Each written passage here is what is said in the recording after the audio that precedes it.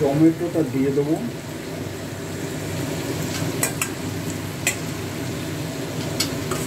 আর লঙ্কা দেওয়া আছে, তাও আরও একটু লঙ্কা দিয়ে দিলাম।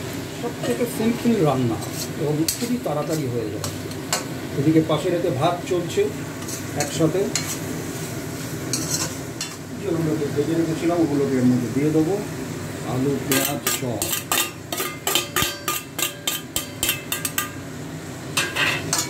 এবার এটাকে একটু নাড়বো,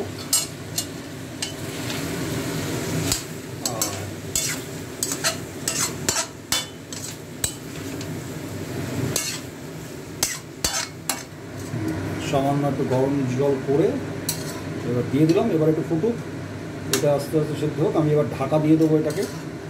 কালার দেখে তো মনে হচ্ছে ভালোই হয়েছে। আমাকে একটু নামানোর আগে শুধু নুনটাকে টেস্ট করে নিতে হবে।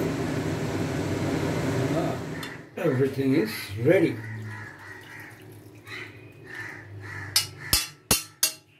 বস